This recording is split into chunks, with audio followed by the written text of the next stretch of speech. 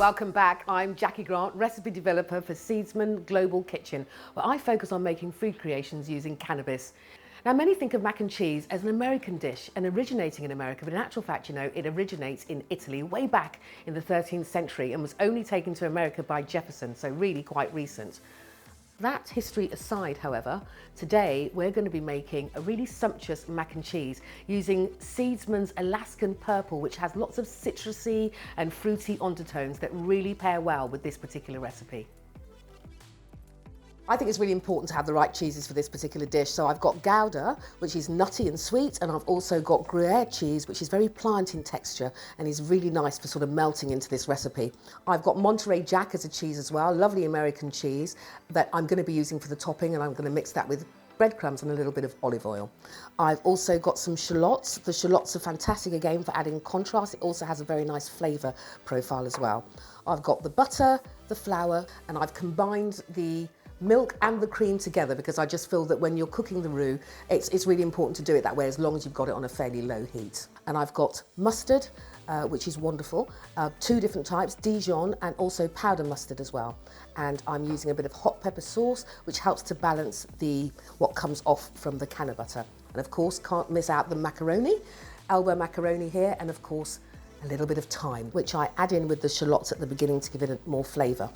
I'm going to add a little bit of olive oil. And then I'm going to also stick the shallots in. Of course, with a little bit of thyme that please don't separate because it's going to be removed later.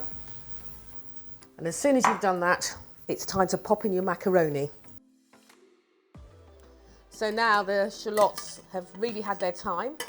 And don't forget at this stage to take out the thyme. It's done its cooking, it's added its flavour. You really don't need to leave it in a moment longer. So it's had 6 minutes. So here we are. With this pasta, it does really get sticky. It's very starchy. So what you want to do is in a few minutes when it's cooled down a little bit, you need to totally coat that with olive oil to keep it from sticking. So now for the roux. So I'm going to stick the butter in. It's 40 grams of butter there. And you're going to let that melt down. When the butter gets to a bubble point, that's the stage at which you add a little bit of flour.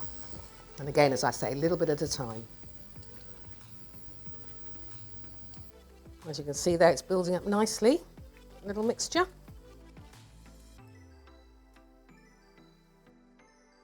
Okay, so that's all the flour added now.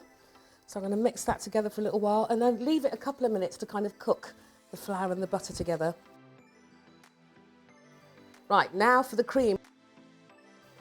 Pouring in very gently to start, again, because you really don't want it to clump.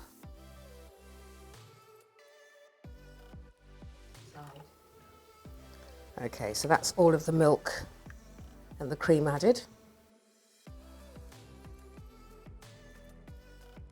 And there you go, it's starting to bubble, and then I'm going to pull it off the cooker and combine the cheeses.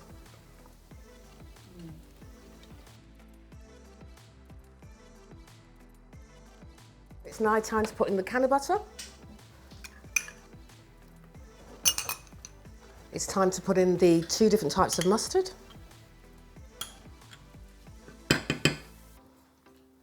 And of course, not forgetting a bit of hot pepper sauce. I'm going to put in my shallots. And now that's nicely combined with everything, I'm going to put in that drained macaroni. So here we go. So when it's all nicely combined, which it is, you can then put it into your pots. And now, we're going to put it all in here. All you've got to do now is combine your topping. So I'm going to put the breadcrumbs in here, and then I'm going to add the cheese. And this is 100 grams of the Monterey Jack. I'm just going to add that final bit of olive oil here. Some people at this stage, you might want to add a little bit of canna butter as well. But I think we've got enough in our dish because in this particular recipe, for 6 people, it's roughly 15 milligrams of THC each. There are our dishes, all perfectly ready for the oven. This is now ready to put in the oven. You put it in for 30 minutes at 170 degrees. Here we are. Completely finished dish. This is the mac and cheese. It's brilliant for entertaining. Mac and cheese with Alaskan purple. It's truly delightful. The Alaskan purple really does add an extra dimension to it. It's a really good one to use. And if you want to know more about the Alaskan purple, all you have to do is to go onto the Seedsman website, seedsman.com, where you can also find the recipe for this in full with lots of pictures.